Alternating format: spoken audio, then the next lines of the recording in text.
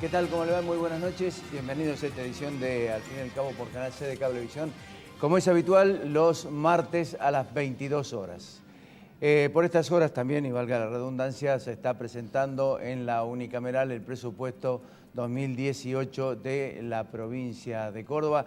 En pocas horas más también el intendente de la Municipalidad de Córdoba va a presentar también su proyecto de presupuesto para el año 2018. En tanto, a nivel país, las cuestiones vinculadas a las reformas que ha propuesto el presidente Macri siguen discutiéndose. Hay un dato significativo con respecto a la construcción que lo va a analizar Alfredo Blanco. Es preocupante y Alfredo va a dar los datos suficientemente explicativos sobre el tema.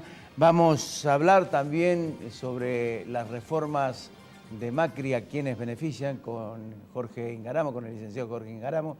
Y vamos a hablar con empresarios, con el presidente de APYME Nacional, Eduardo Fernández, y Emilio Echegorri, sobre la reforma laboral y la incidencia, la influencia que puede llegar a tener en las pequeñas y medianas empresas particularmente. A raíz también de la definición de Macri, pequeñas empresas buenas y empresas grandes malas. Esto tal vez se pueda certificar o corroborar con la cantidad de despidos que ha habido últimamente precisamente en los distintos sectores. Vamos a los auspicios. Cuando regresemos, Alfredo Blanco analiza este tema controvertido de la construcción. Al fin y al cabo, Consejo Profesional de Ciencias Económicas. Fonobús, lo que buscas en cada viaje. Bancor. Subico, un gremio fuerte. Conducción Gustavo Pedroca. Defensoría del Pueblo de la Provincia de Córdoba. Estudio Jurídico del Dr. Carlos Nagy, abogado penalista. Universidad Tecnológica Nacional, Facultad Regional Córdoba. Cotreco, Córdoba Limpia, Limpia Cotreco. Fabicur, ICSA, Pauni S.A., da resultado, líder en maquinarias agrícolas. Marco Aurelio Sosa, Urbantex Aberturas, tecnología de alta calidad. Cooperativa Horizonte, los pies sobre la tierra. Inversia S.A. Mediterránea de Inversiones. CIAFA, Sistema Informático de Fármacos Antineoplásico. Instituto San Agustín S.R.L. IMIX, Droguería Oncológica. Municipalidad de Córdoba, La Muni. Colector. Instituto Ulton, Diagnóstico y Tratamiento Ambulatorio. SADOP-OSDOP, Sindicato de Docentes Privados. Centro Integral Robles, Centro de Tratamiento de Diagnóstico Cardiológico. Novar, calidad y tecnología para su vista. La Anastasia, calidad y buen gusto. Pueblo Santo, Restobar de Sabores y Música. Doctora Elvia Guzmán, especialista en Derecho Previsional. Reina Ada Peluquería. Colegio de Farmacéuticos Córdoba. Banco Nación. Pila Inversiones.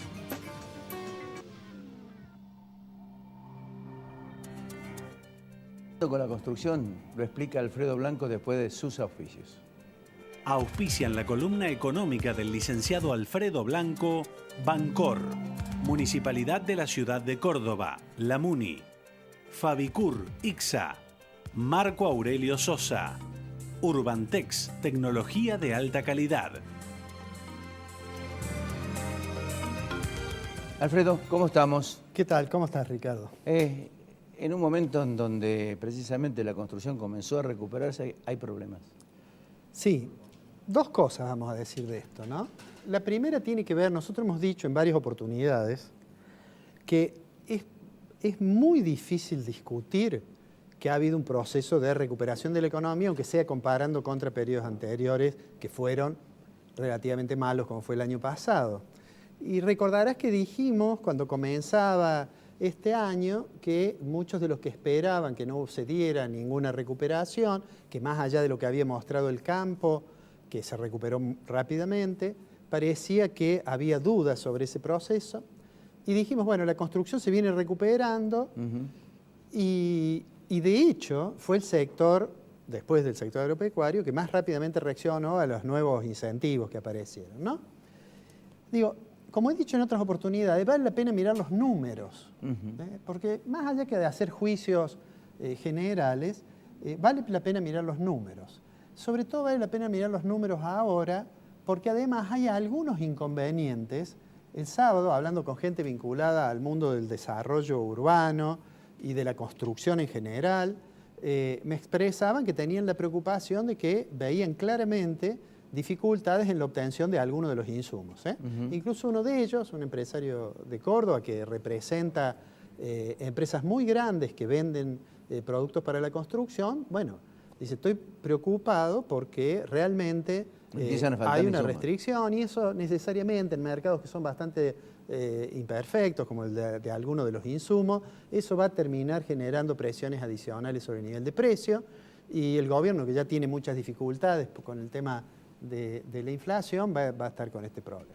Pero bueno, la pregunta es, bueno, ¿esto ocurre porque hay que recuperación o no? Los otros días yo escuchaba un comentario que decía, no, lo que sucede es que en realidad no es que haya una recuperación de la construcción, sino que hay un comportamiento censurable de parte de los que participan de esos mercados, básicamente los proveedores de insumos.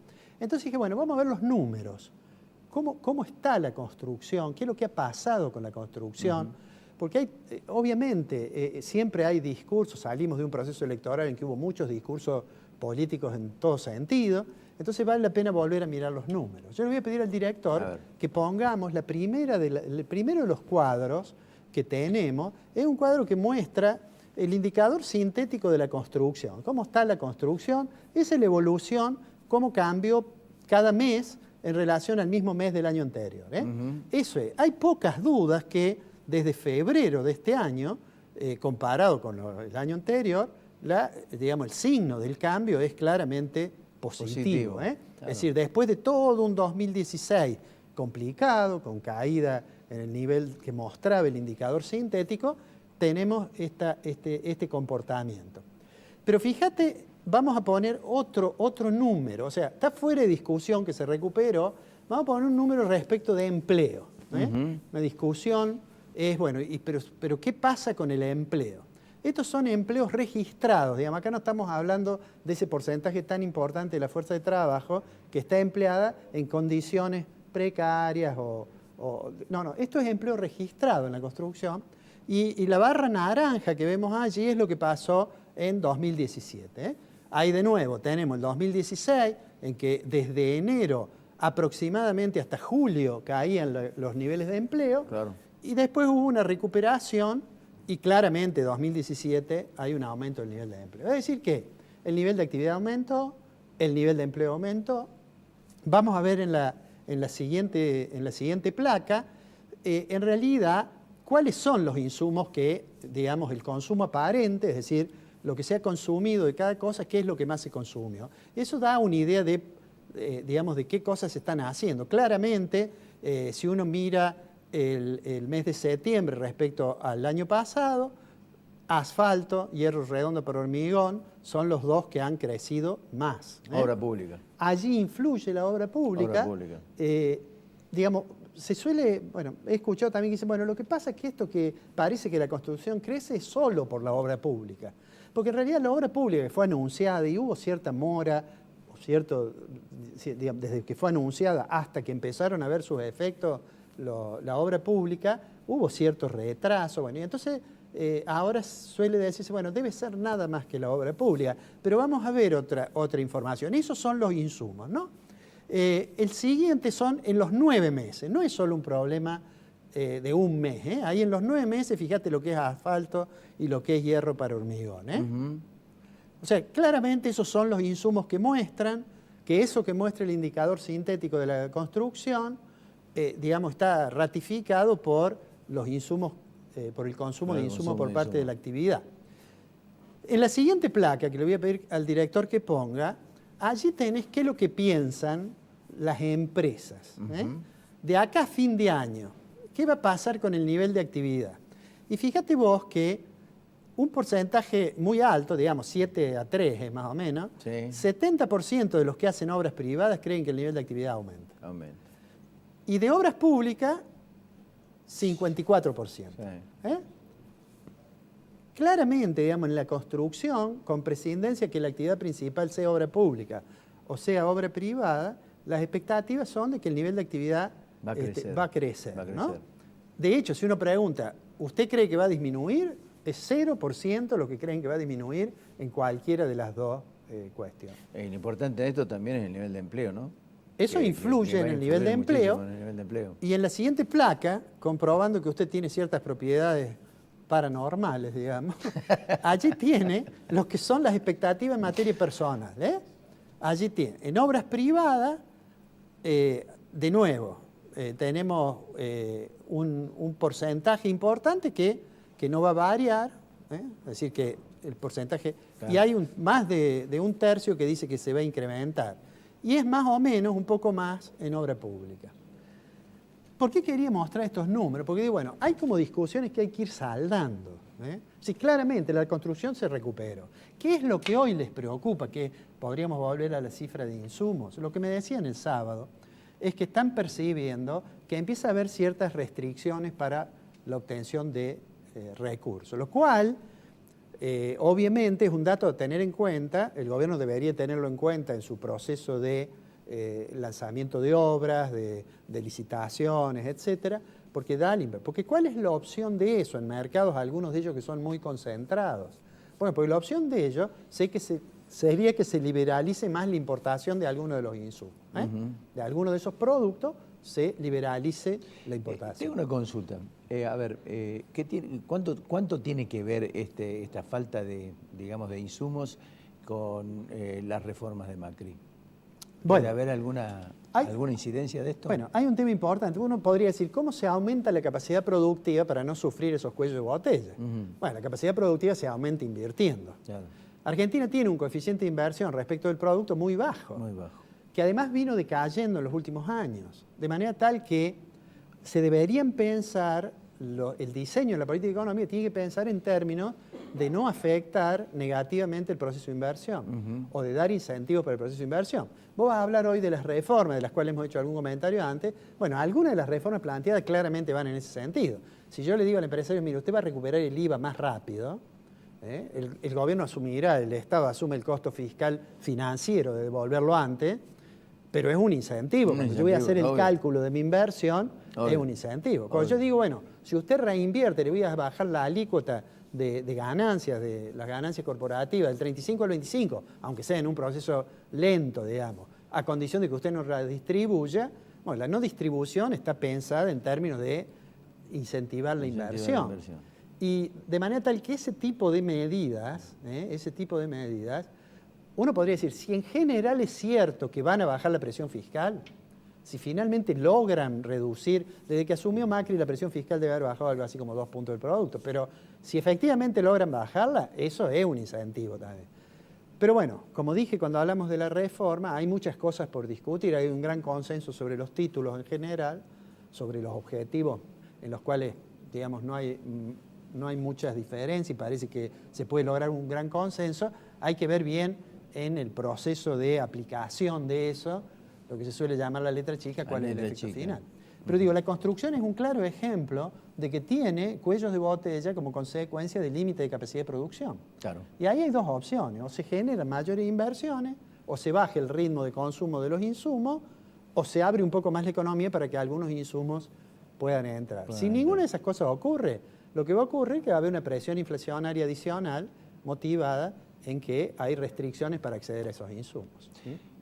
Alfredo, nos encontramos la semana que viene. Nos vemos la semana No, la semana que viene no. Usted, la semana Yo que viene viajo, está de manera tal que va a ser la otra. Va a ser la otra semana. Lo voy a Así que, extrañar, Fonseca. Yo también. Nos vemos. Ya volvemos.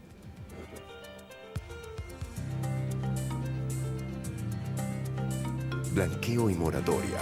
Aproveche ventajas y disminuya riesgos. Consulte a un contador matriculado. Consejo Profesional de Ciencias Económicas de Córdoba. Un banco presente junto a todos los argentinos. Banco Nación.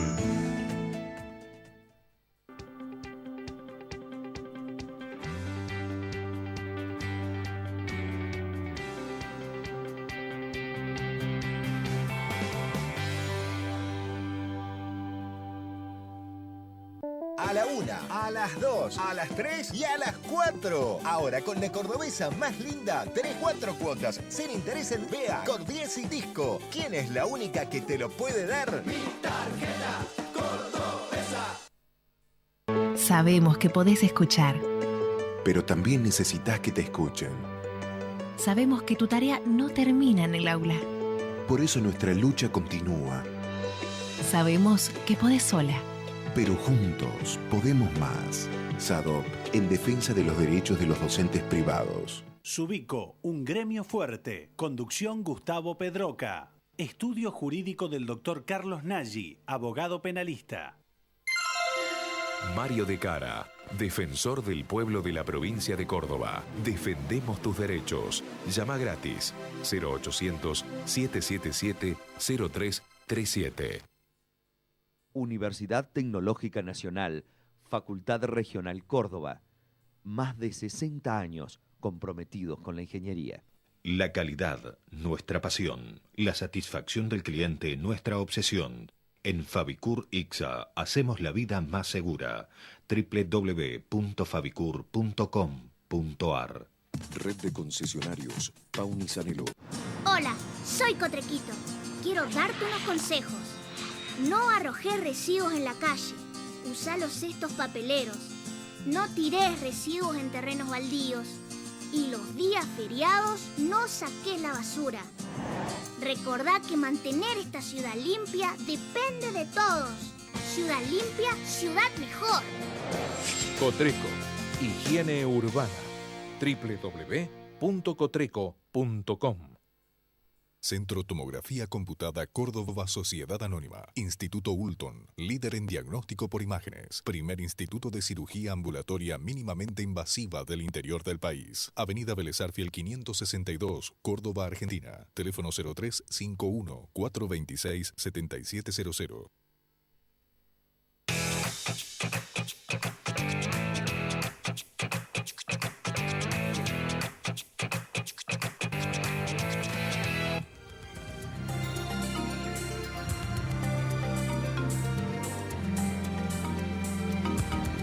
Bien, usted sabe que hemos analizado pormenorizadamente el tema de las reformas que ha propuesto el presidente de la Nación con distintos actores. La semana pasada hablamos sobre la reforma laboral, estuvo aquí el doctor César Arese, que tuvo una controversia con Emilio Echegorri, que está hoy con nosotros aquí para conversar sobre el tema, sobre la reforma laboral. Nuestro interés es saber qué piensan los empresarios sobre la reforma laboral, particularmente en las pequeñas y medianas empresas, porque el presidente de la Nación dijo que las pymes son buenas y las empresas grandes son malas. Se preguntaba por qué esa discriminación. Está junto con Emilio Echegorri, Eduardo Fernández, que es el presidente nacional de APYME. Con ellos vamos a dialogar sobre el tema y particularmente sobre la reforma laboral. Emilio, Eduardo, gracias por venir. Gracias a vos. ¿La reforma laboral viola normas de la ley de contrato de trabajo? Cualquiera de los dos puede empezar. Yo creo que primero no se conoce el proyecto, el único que va es el proyecto. Son 142 artículos.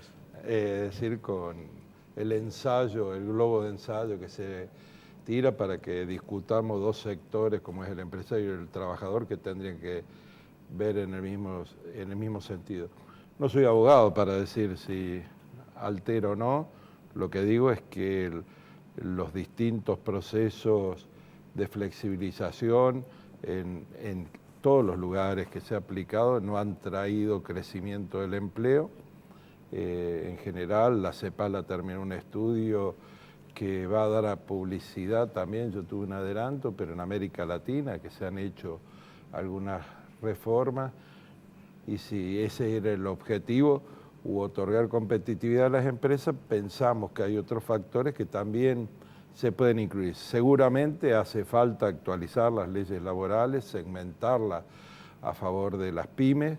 Claramente por ahí yo le escuchaba al ministro Triaca, cuestiones que le hemos planteado en toda oportunidad. Para una pyme un juicio laboral a veces puede significar una sentencia de desaparición, pero esta ley no lo soluciona porque no actúa para atrás, es decir, los tenemos los empleados y los que hemos mantenido y seguimos manteniendo los empleados son las pymes, es decir, que se juega con un factor de expectativa también muy claro. Los derechos adquiridos, en cualquier juicio vos los perdería en adelante. Las otras formas que se proponen en realidad habría que hacerlas por consenso, porque los pymes, los que tenemos muchos años en esto, yo tengo empleados de 30, 32 años de antigüedad, la verdad que yo no quiero disminuir los derechos, lo que quiero es poder pagarlos, y hay otras herramientas que en un verdadero consenso se podrían avanzar y no con leyes macro que tienen particularidades por sector. Por ejemplo, los aportes patronales. Sí. Hay una distinción hasta los 5 empleados.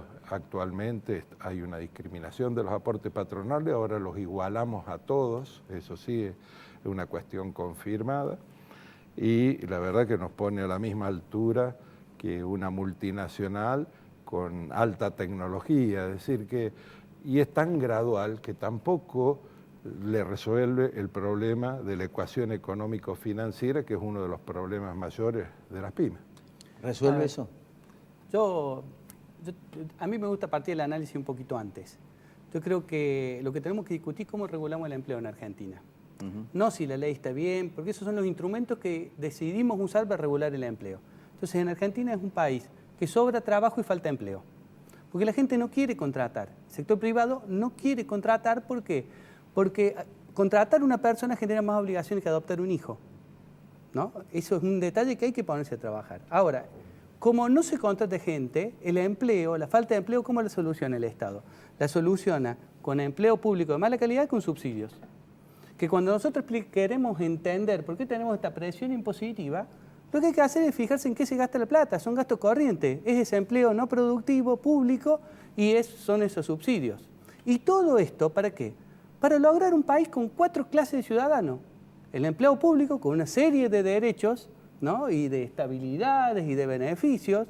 El empleo privado con estabilidad, digamos, cambiada por una indemnización, con licencias pagas, con otra serie de derechos. Los autónomos y monotributistas, que no tienen ningún tipo de protección, y el empleo negro, y no el empleo negro, que Aresque habla de eso, porque el empleo negro del trabajador que va a ir a demandar digamos, a la empresa que lo contrató, ese no me preocupa, porque ese empleado, ese trabajador, conoce sus derechos. A mí me preocupa el empleo negro sistemático, que por cuestiones socioculturales no puede escapar de eso.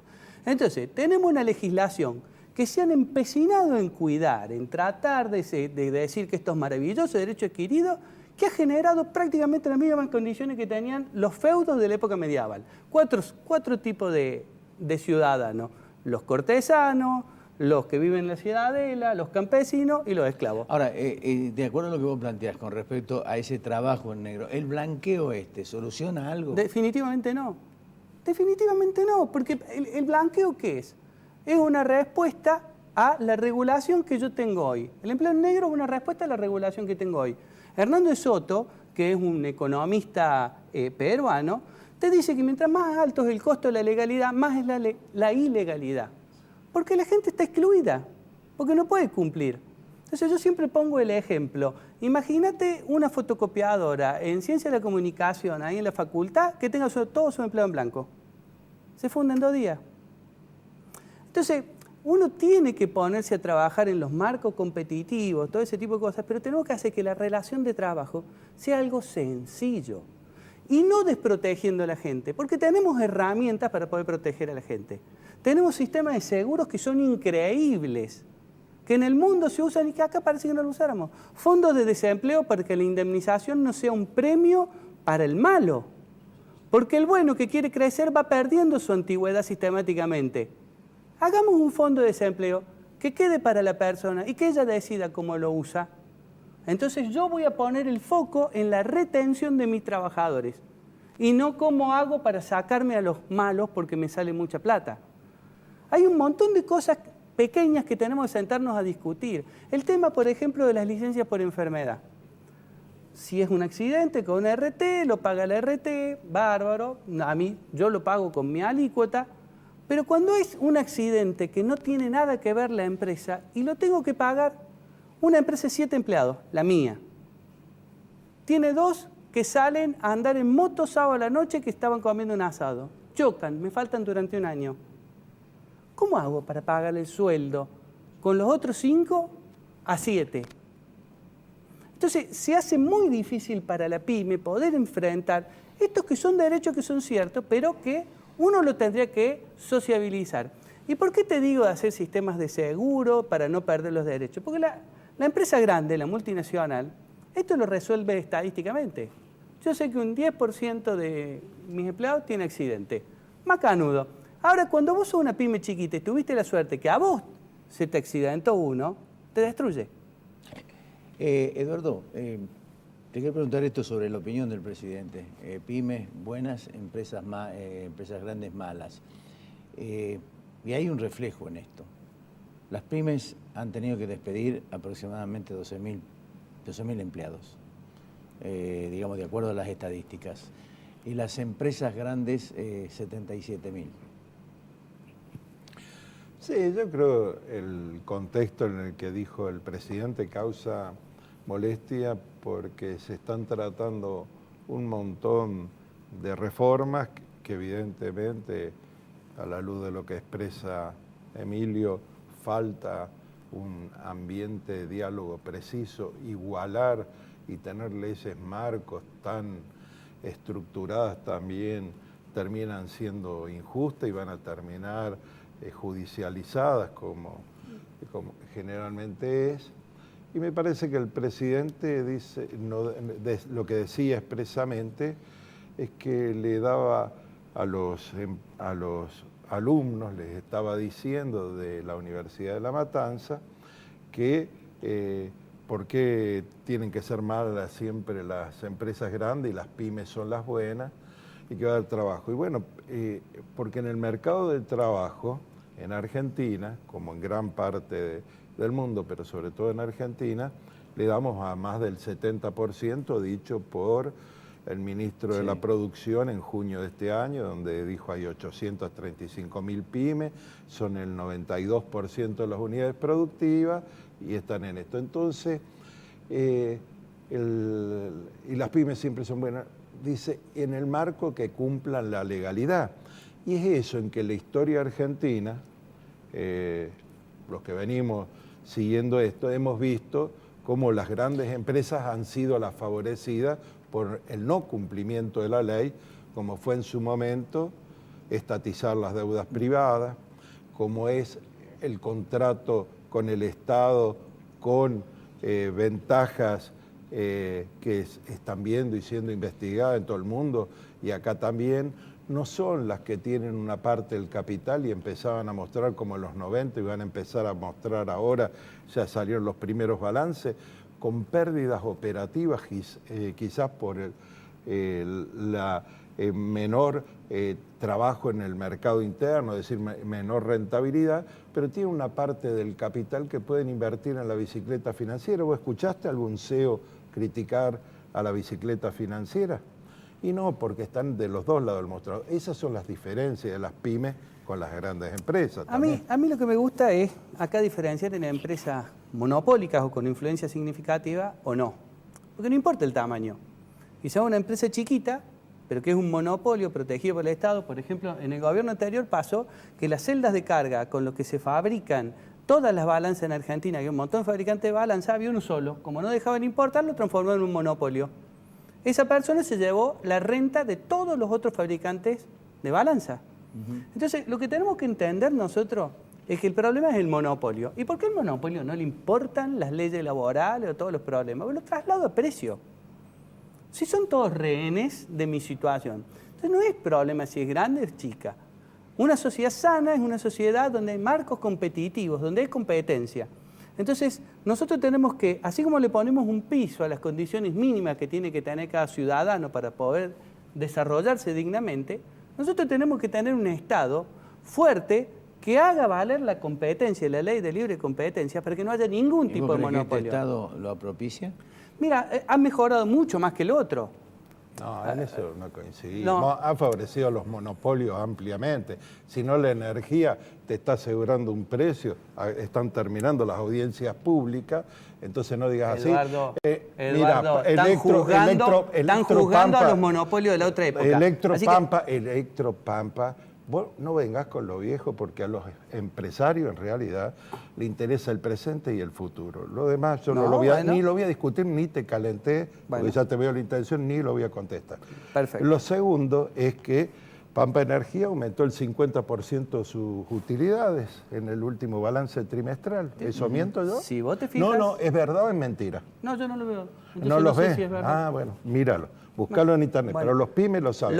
Entonces, vas a aumentar el gas, vas a aumentar la energía. No hay tarifa diferenciada, ¿para qué lo usás?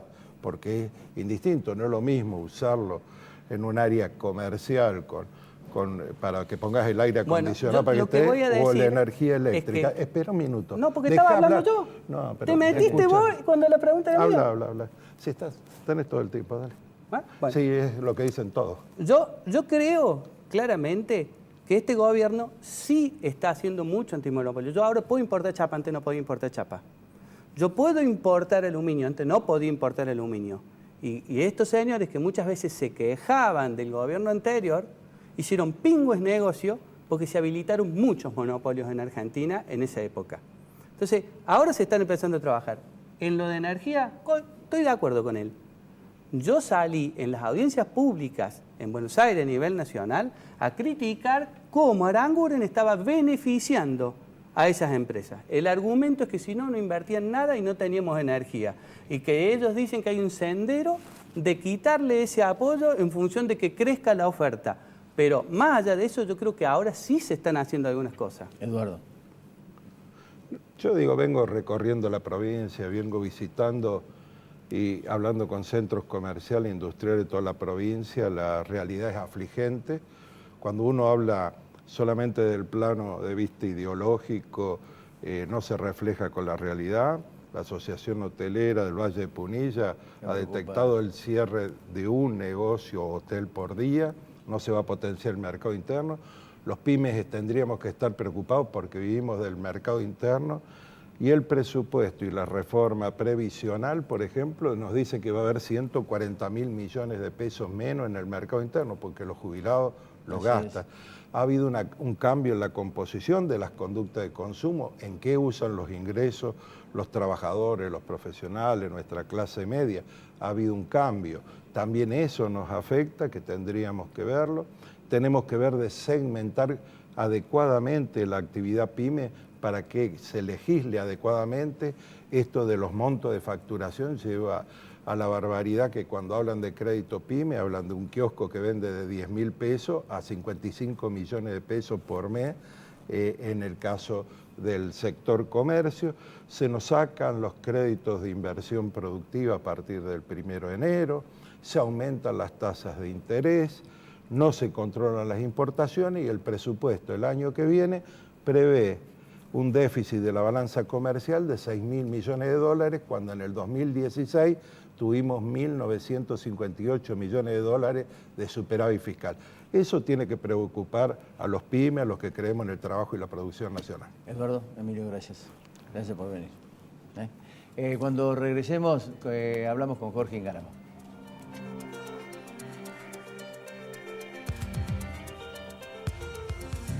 Marco Aurelio Sosa, 58 años liderando en caños de acero.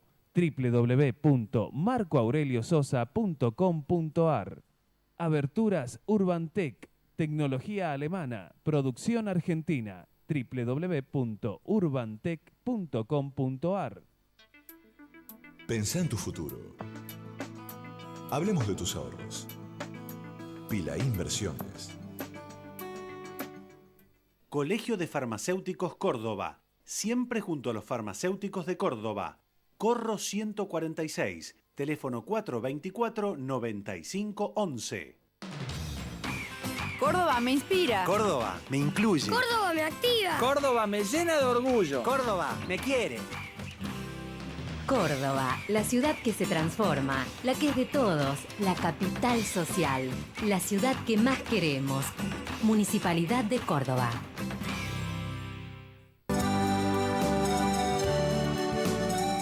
Cooperativa Horizonte, 34 años de trayectoria y más de 10.000 viviendas entregadas a sus asociados. Usted ingresa sin requisitos, porque sabemos que no todos poseen determinado grupo familiar, ni un trabajo en blanco, y menos de una suma inicial para entregar. A la vivienda propia se llega seguro.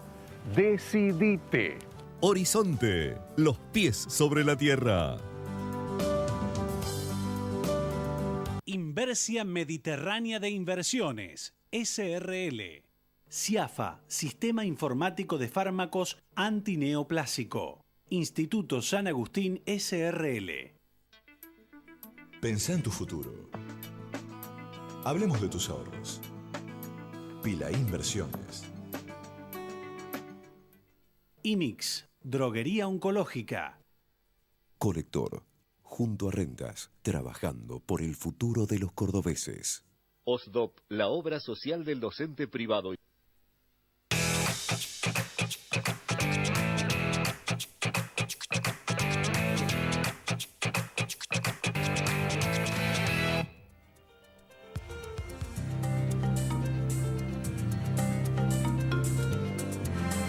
Bien, Jorge Ingaramo está con nosotros, economista, hombre que analiza profundamente las distintas variables de la economía.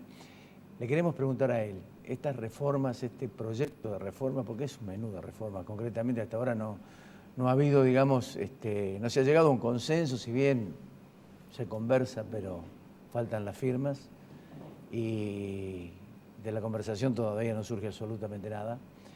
Queremos preguntarle a él, de esa lectura, ¿a quién beneficia esta reforma? Porque se habla mucho de que las reformas, de que este gobierno gobierna para los ricos y no para los pobres, que las reformas benefician concretamente a los sectores más poderosos y no a los sectores más vulnerables, por ejemplo, con la reforma previsional. Y eso es lo que queremos saber. Jorge, ¿cómo te va? ¿Qué tal? Gracias por invitarme. No, por favor. No, bueno, la ley impositiva ya está mandada, ¿eh? Ya está, sí, ya está, son 200 y pico páginas, imposible leerlas a todas, pero bueno, yo leí lo más importante. La parte de relación fiscal nación-provincia no está, no sabemos que se va a resolver el jueves, así que esa parte, ahí podemos hacer conjetura, digamos. Claro. Está la promesa de Macri de bajar los subsidios en Capital Federal y Gran Buenos Aires en el 2018 y 2019, que eso produciría un ahorro fiscal que se podría usar. Y está el famoso tema del índice de ajuste de los jubilados, que bueno, eso ahí nomás, sobre eso la única consideración que yo haría es, en el periodo septiembre del año pasado, septiembre de este año, marzo del año que viene, ahí hay derechos adquiridos de los jubilados, así que no se hagan ninguna ilusión que ahí no le pueden cambiar los índices. El índice lo podrán cambiar a partir de abril en adelante, porque el periodo bajo análisis ya está en curso. Empezó en septiembre, ya estamos en noviembre, así que tiene la mitad del derecho adquirido ganado. Bueno, sobre eso no podemos conversar mucho. El resto de la reforma tributaria, yo diría, por ejemplo, un tipo que compra una vivienda, su primera vivienda para vivir, tiene la eliminación del ITI. El ITI es 1,5% de impuesto a las transferencias de inmuebles, que por supuesto lo beneficia claramente, y ese tipo no es rico. Nosotros los pobres autónomos nos duplican la deducción, una gran cosa, pero bueno, algo es algo, se acordaron por lo menos de nosotros, estamos también beneficiados, tampoco no todos los autónomos somos ricos. Yo sí, porque ya a esta altura del partido... Estás en otra cosa. Estoy en otra cosa.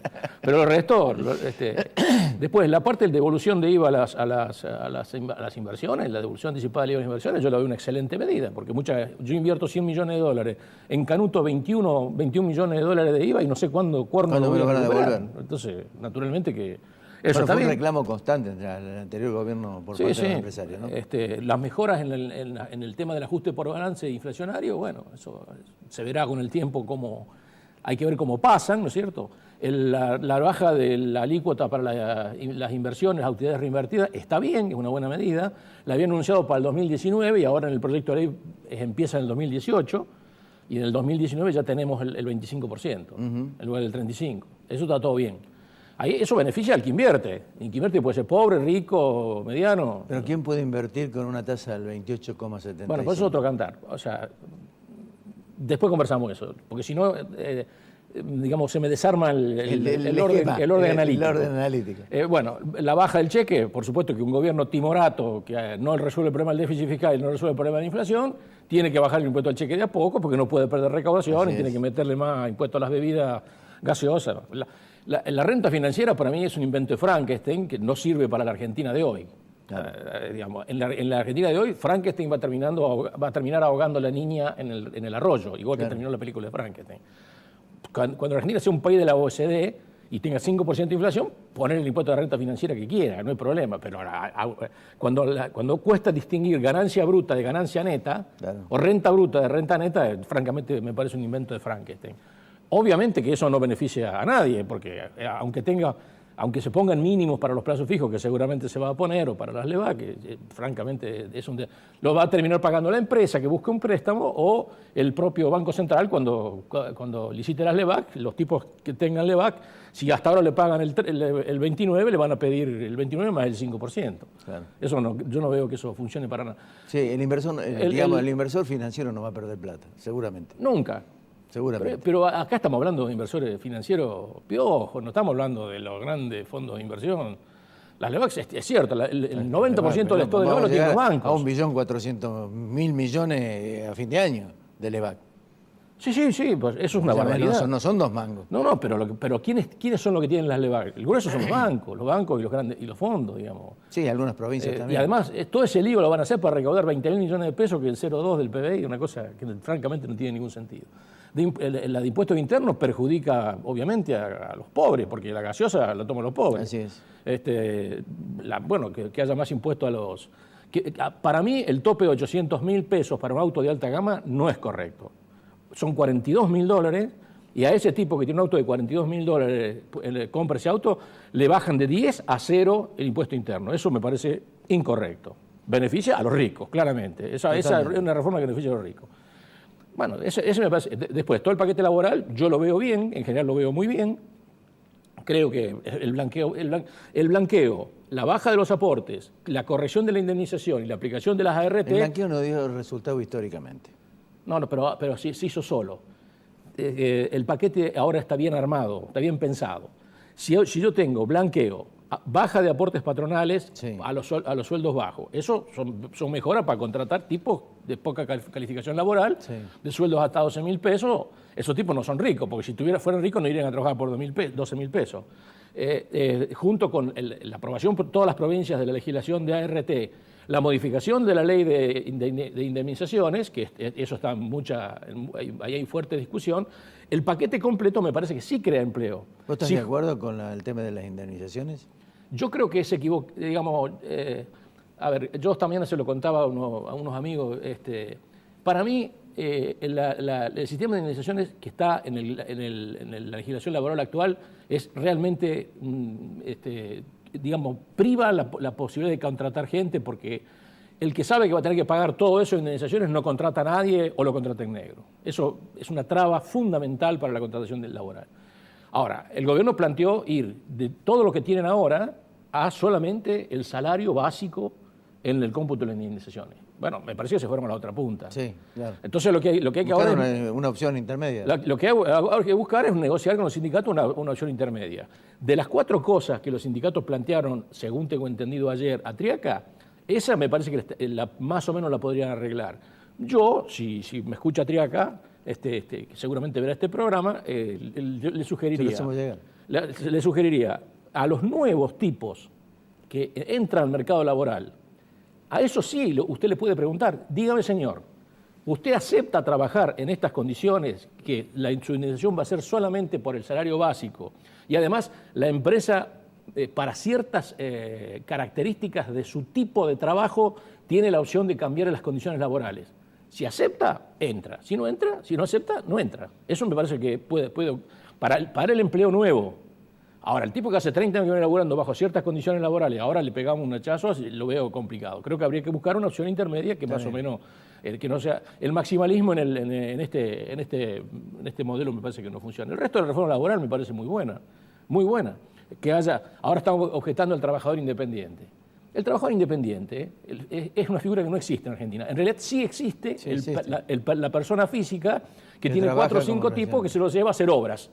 Y cuando termina la obra le dice, chao, mucho gusto. Mientras tanto, están todos en negro. Bueno, a lo mejor él es monotributista y todos los demás están todos en negro. Que haya un trabajador independiente bien reglamentado y bajo ciertas condiciones me parece una gran cosa para las empresas innovadoras. Sí. Porque vos podés poner un negocio que puede andar o no andar. Ir bien o no ir bien. O sea, entonces, crear esa figura que mete a la gente bajo un paraguas, por lo menos tiene una obra social, ahora, por lo menos tiene una... Quiero llevarte un tema. Todo esto está encajado, por lo menos, como se dice vulgarmente, encanutado, para tratar de bajar el déficit fiscal. No se consigue nada de eso.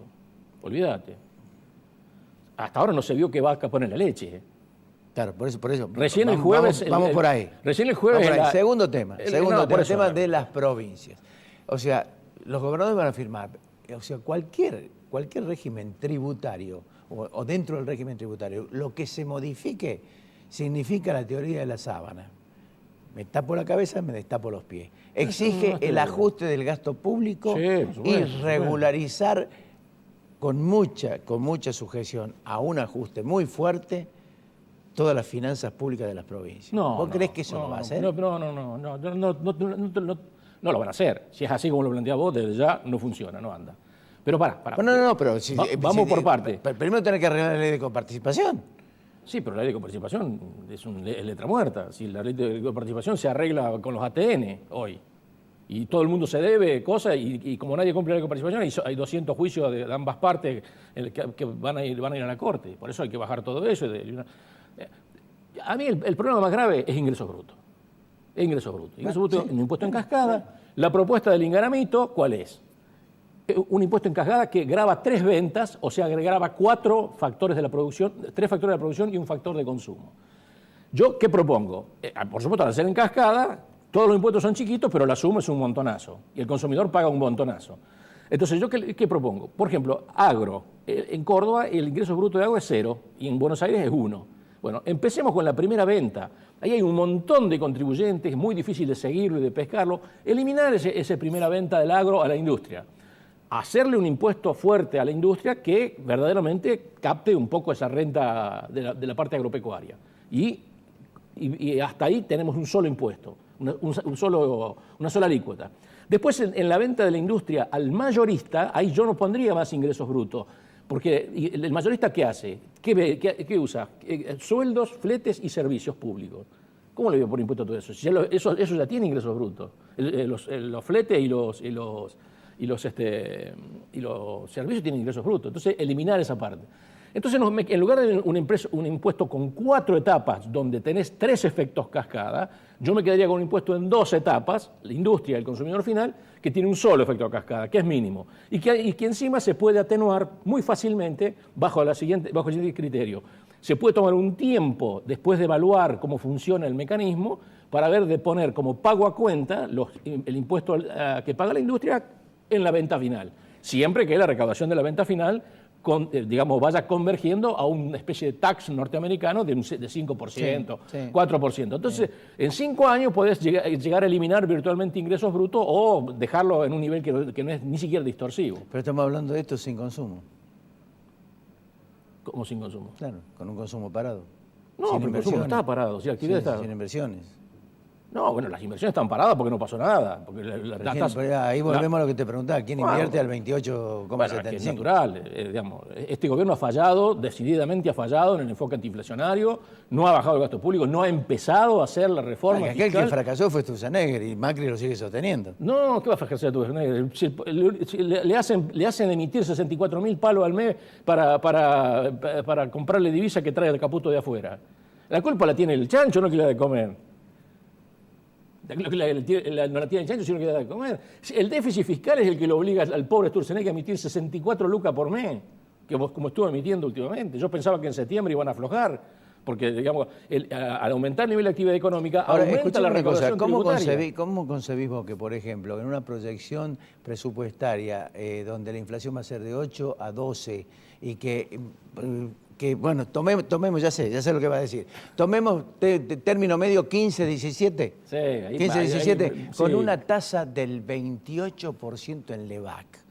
Pero es que la tasa ¿En qué país se asegura una renta de esa naturaleza? Ninguno. Explícamelo. Ninguno. Pero no hay ningún país que tenga 4 de déficit operativo, 2 de déficit financiero y 1,5 de déficit entre provincia y municipio. Vamos a tener el déficit comercial más grande de la historia, 8.000 millones de pesos. Porque se atrasa el tipo de cambio. ¿Y por qué se atrasa el tipo de cambio? Porque las LEVAC rinden altísimo. Pero claro, ahí está la bicicleta financiera. Entonces funden, digamos, por no cortar el gasto público y no cortar el déficit fiscal, terminan fundiendo los exportadores. Porque no solamente son las economías regionales las que están pasando mal. Hay importantes sectores industriales exportadores que está cayendo la exportación.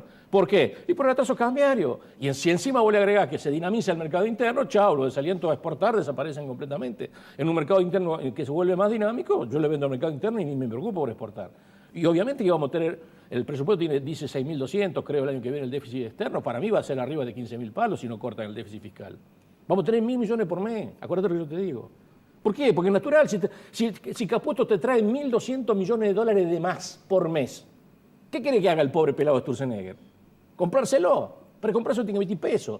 Si emite pesos tiene que subir la tasa, para que si deja los pesos dando vueltas, ¿te imaginas la inflación dónde se va? No han combatido la inflación. Yo esperaba que Macri, una vez que dijo todos tienen que poner algo, tendría que haber dicho al día siguiente, antes que hablara sus dos ministros de Economía y de Trabajo, haber puesto a alguien creíble que dijera, mire, la reforma del Estado que va a ser así, ta. Y eso de querer pedirle que baje ingresos brutos a las provincias. Si no bajan, si no sacan el decreto de reducción de los subsidios al transporte y a la energía en Capital y Gran Buenos Aires, los gobernadores no se lo van a traer. No se lo van a traer. Macri tiene que ir el jueves, si es práctico y quiere un resultado rápido para sancionar por lo menos la ley laboral antes que llegue Cristina, lo que tiene que hacer es llevar el decreto donde demuestra claramente que se reducen los subsidios al transporte y a la energía en Capital y Gran Buenos Aires. Y ahí tenemos las 100 lucas que le quieren chacar a los jubilados. Te quiero llevar el último tema que tal vez no esté relacionado con tu actividad de economista, pero sí que está vinculado con la economía. Estamos llegando a fin de año. La canasta navideña en esencia es casi un símbolo de todas las familias. 40% aumento interanual de la canasta. ¿Vos creés que se preanuncian conflictos sociales de acá hasta fin de año? No. ¿No? Primero que el 40% es biribiri, porque eso yo puedo vender mis conferencias a $15.000 cada una, ¿cuánto voy a vender? Ninguna.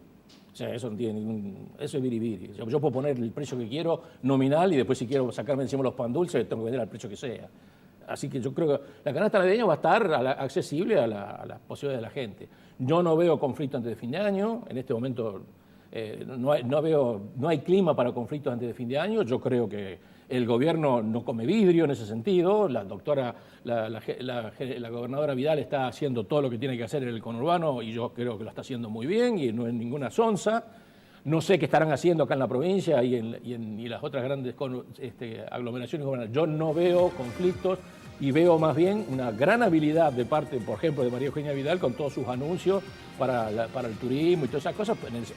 No creo que esté bien eso. Digo, eso son cosas que dicen, miren que estamos atentos, muchachos, y además están trabajando abajo. Se me terminó el tiempo. Rodríguez Larreta va a la Villa 31 una vez por semana. Se me terminó el tiempo. Uno se entera ahí donde aprieta el zapato. Te agradezco mucho. Gracias por invitarme. Ya volvemos.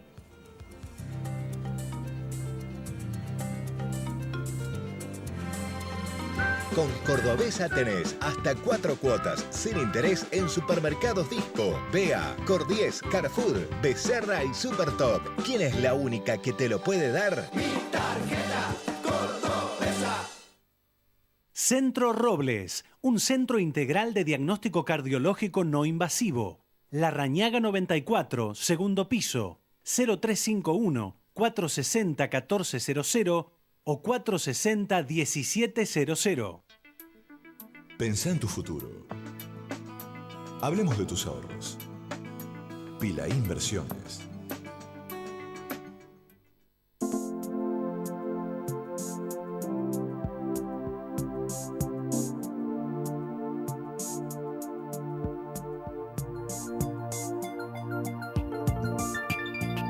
Hay un antes y un después en tu manera de ver las cosas. Descubrí tu mirada en High Definition. Novar. Ver mejor. Es posible. La Anastasia, buena comida. 24 de septiembre, 1035, Barrio General Paz. Pensá en tu futuro. Hablemos de tus ahorros. Pila Inversiones. Pueblo Santo, tu lugar, almuerzos, meriendas, tapas, picadas, cócteles y buena música. 24 de septiembre 946, Casa de España, Barrio General Paz. Doctora Elvia Guzmán, Derecho Previsional, teléfonos 153 1470 00. Reina Hada Peluquería. Sabemos que podés escuchar. Pero también necesitas que te escuchen.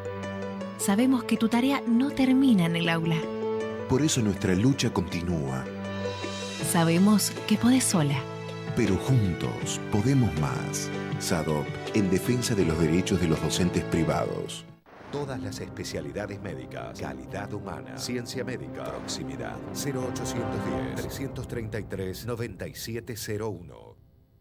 Esta es la bolsa de valores, la de los valores que realmente importan. Un lugar donde se invierten las acciones que nos hacen crecer como personas. Aquí encontramos a los inversores de la vida.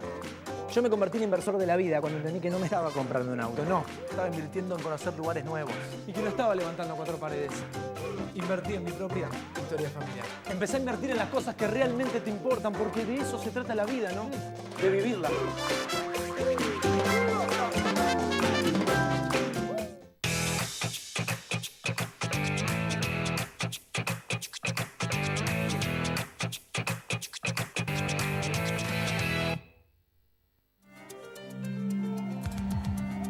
Bueno, no nos queda más tiempo. Creo que ha sido un programa bastante interesante. Usted júzguelo. Nos encontramos la próxima semana. Que tenga muy buenas noches.